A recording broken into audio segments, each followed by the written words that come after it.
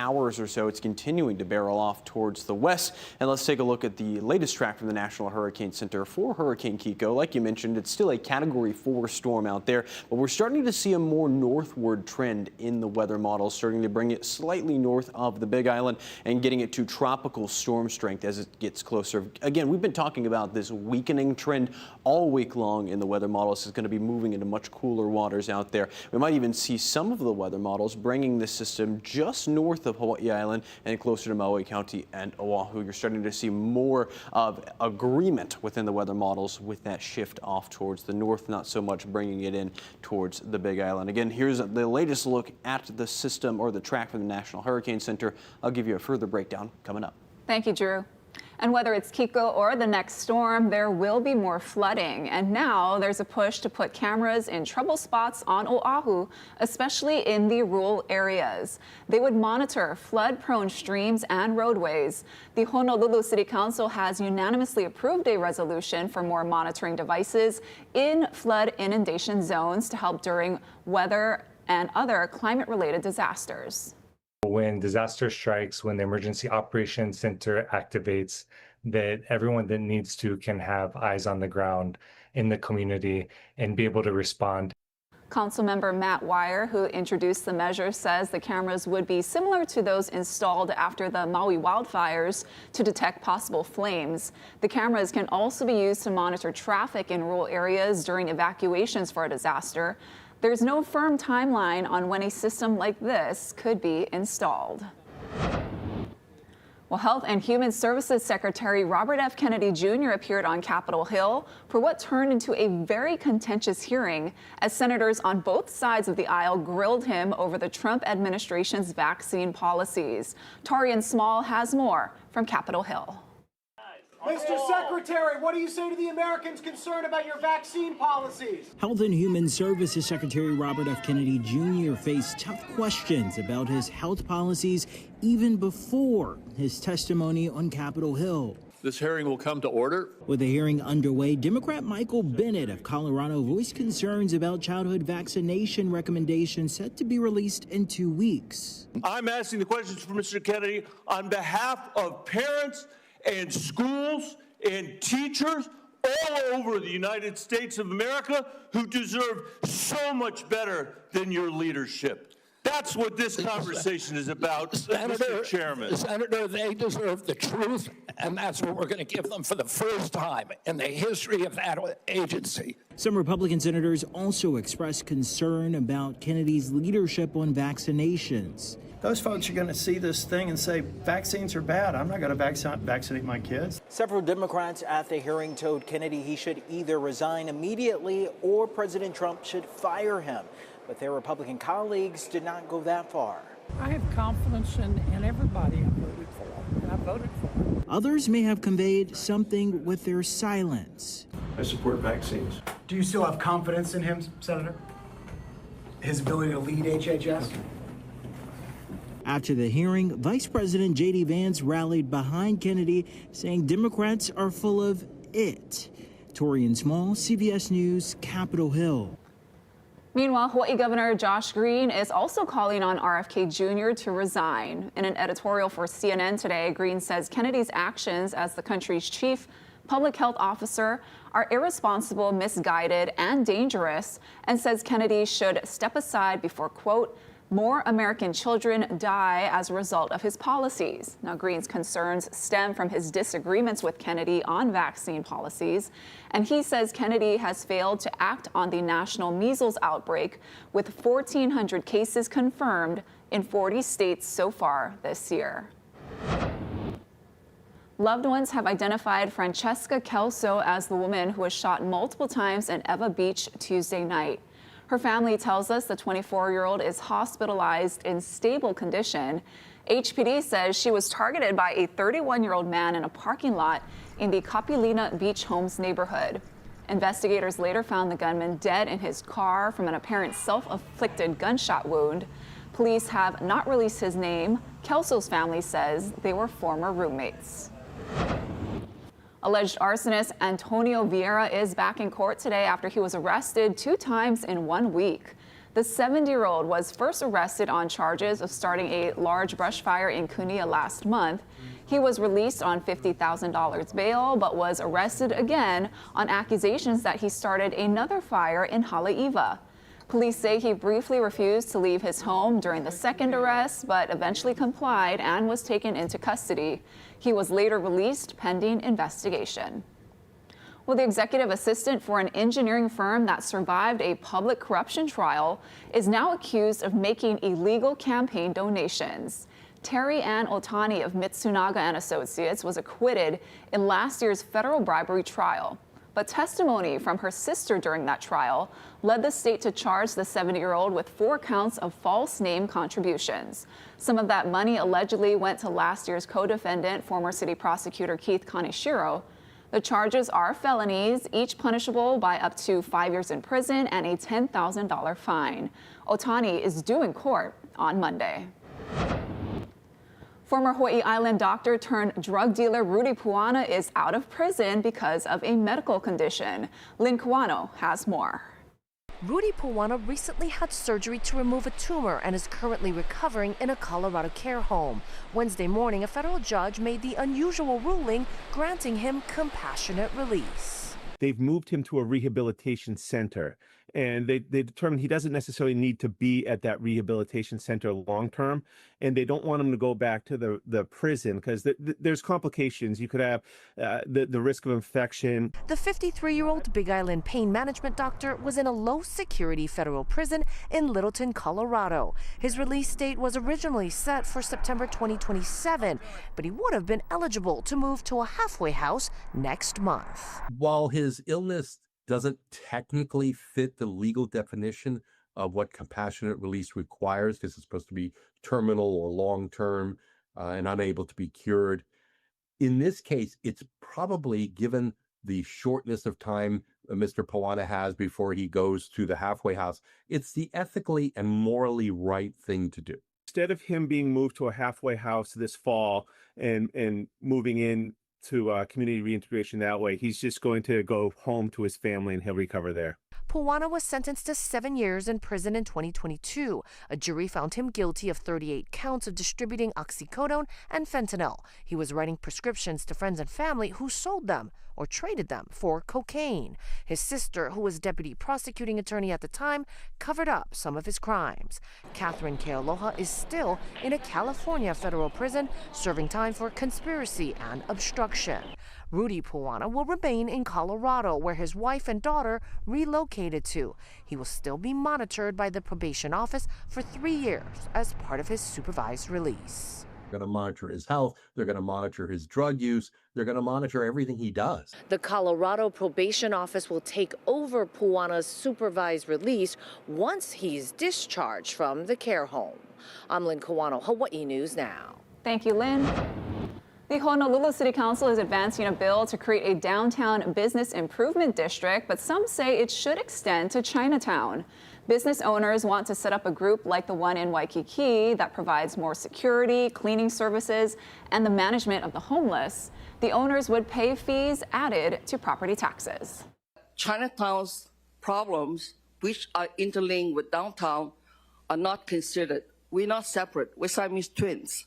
So we want to support downtown to prosper, but downtown needs to support Chinatown. A bid strength is providing enhanced services like trash removal, graffiti cleanup, and power washing. However, meaningful reductions in homelessness and crime require expertise and authorities of government-led services and the police department. The council passed the proposal unanimously. It will still need a final hearing before it can take effect next year. Well, head on This Is Now, the city explores a new strategy to crack down on owners of illegal vacation rentals. Plus, iconic Italian fashion designer Giorgio Armani dies at the age of 91. A look back at his life and the empire he built.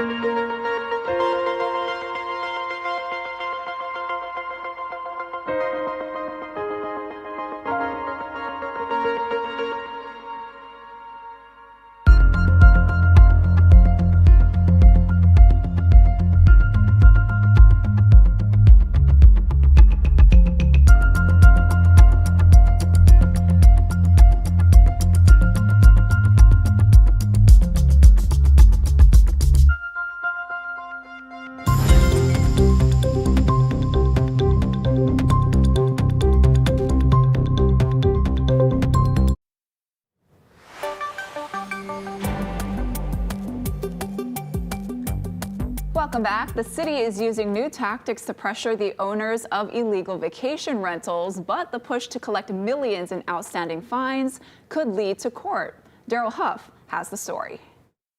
When you get a mortgage, you have to tell the lender how you plan to use the house, and most mortgages require that use to be legal. Now, the city is informing lenders that their clients are breaking the law, and mortgage companies have a lot of leverage. The potential ramifications could include the lender calling the loan due, which means the full balance of the mortgage could be demanded immediately. Letters like this one to First Hawaiian Bank and other mortgage companies started going out 2 weeks ago. They identify the owner, attach reports of the violations, and tell the lender, based on repeated violations and notices of the violations provided by DPP, the mortgagor appears to knowingly continue to violate the law.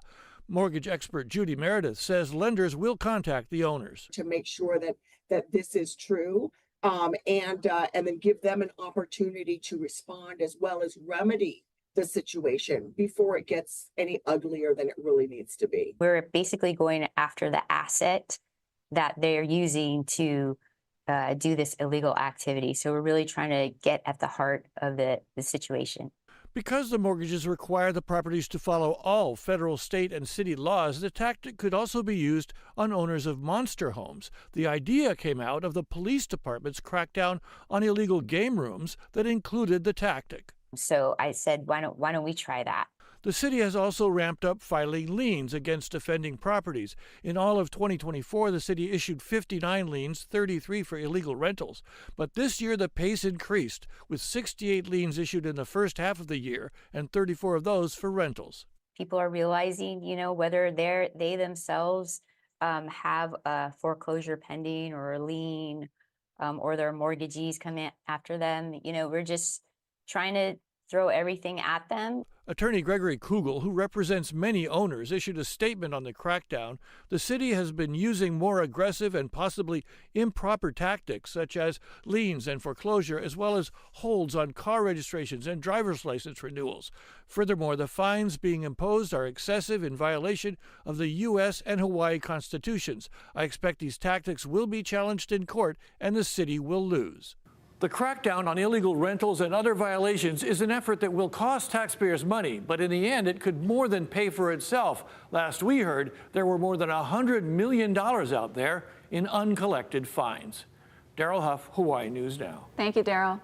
Italian fashion designer Giorgio Armani has died at the age of 91. Over 5 decades, he revolutionized fashion and built a multi-billion-dollar brand. Bradley Blackburn looks back at his remarkable life.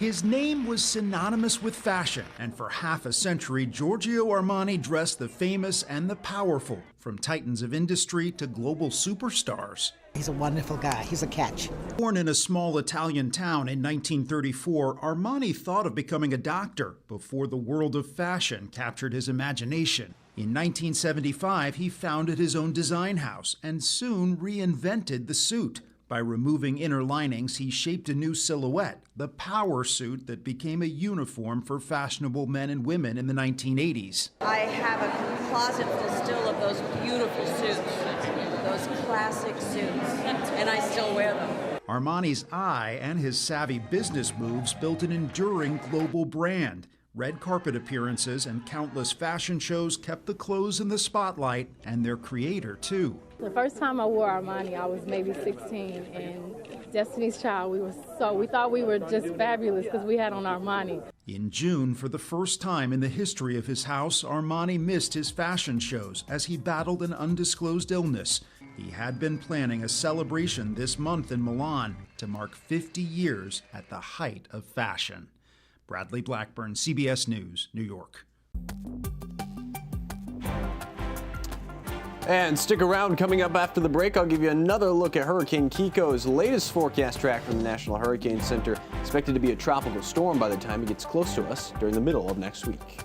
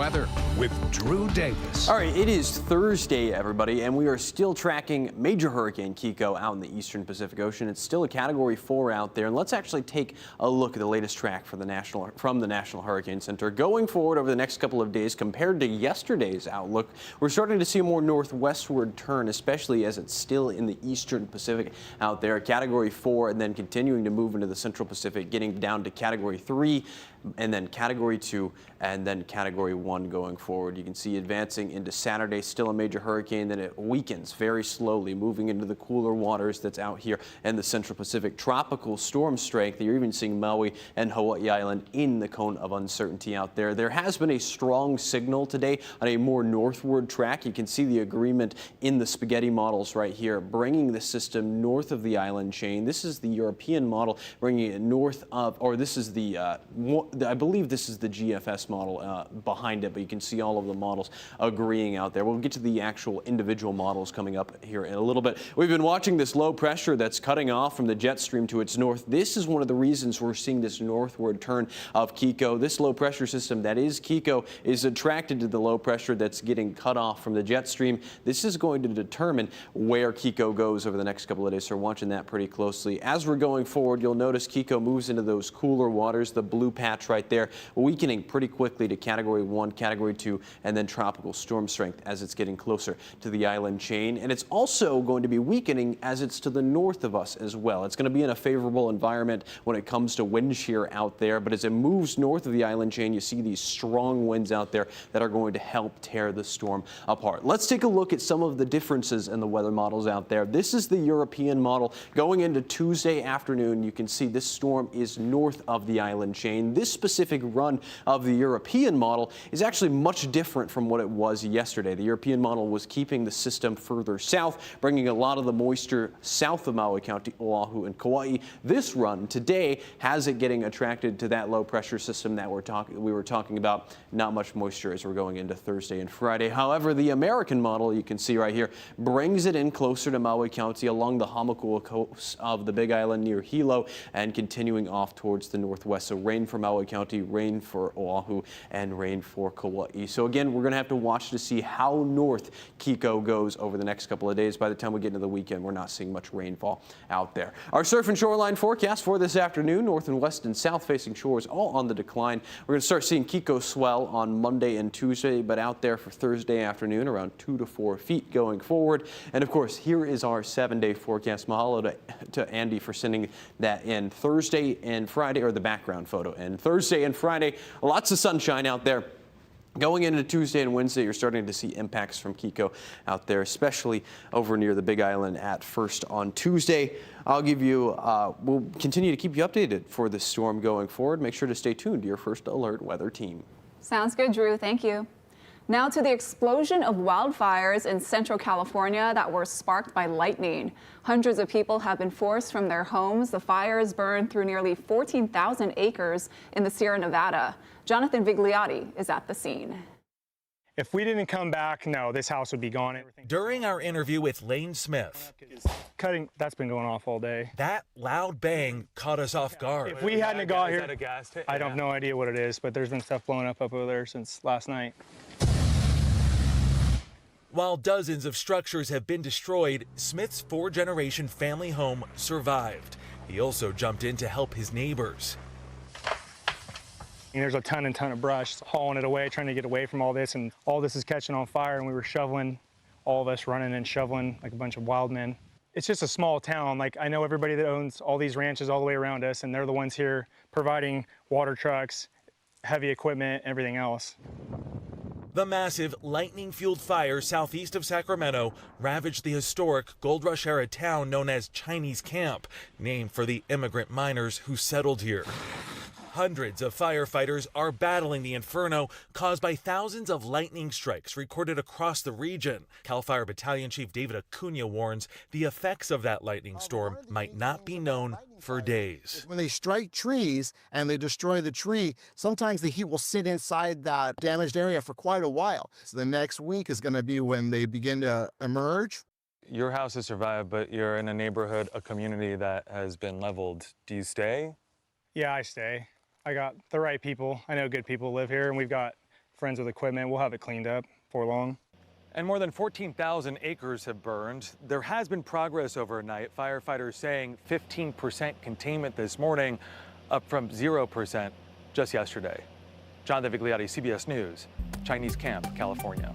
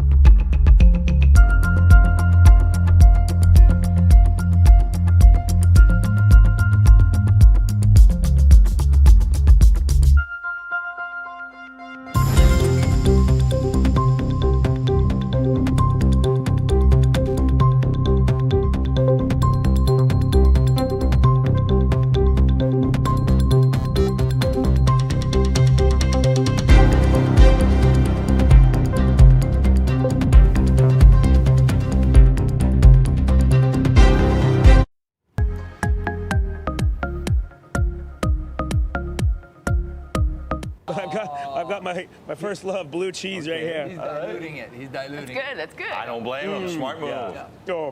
He's an expert now. Oh, yeah. It's still there. Yep. I think we're good. Oh, man. Oh gosh, don't touch your eyes, Case.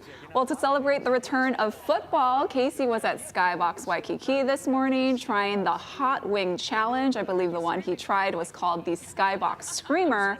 As you can see, it was painful to watch. I loved it, him pouring the water down his shirt. That was very funny. Well, right here on KHNL, kickoff is at 2:20. The defending Super Bowl champs, the Philadelphia Eagles, are taking on Drew Davis's Dallas Cowboys. Golly. We went around the newsroom asking our colleagues who they think is going to win. Here's what they had to say. Eagles or Cowboys? Eagles. Eagles, why? Because they beat my Chiefs. And I hate the Cowboys. Cowboys. Why? Jerry Jones is a great man. Makes awesome decisions. Sports reporter Kyle Janan, Cowboys or Eagles? Go Birds. Defending Super Bowl champions. That's all that needs to be said. Oh, defending Super Bowl champs. Eagles. Mr. Fantasy Football himself, Peter, what Cowboys or Eagles? Eagles! Mark Carpenter, Eagles or Cowboys? Casey Lund, thank you very much. Good seeing you. Eagles or Cowboys? I'm a Broncos fan. I could care less about either team.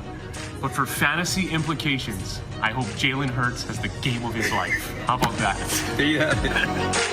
So tune in today right here on KHNL as we bring you pregame coverage starting at 1 and, of course, kickoff again at 2:20. What do you think, Drew? I'm scared.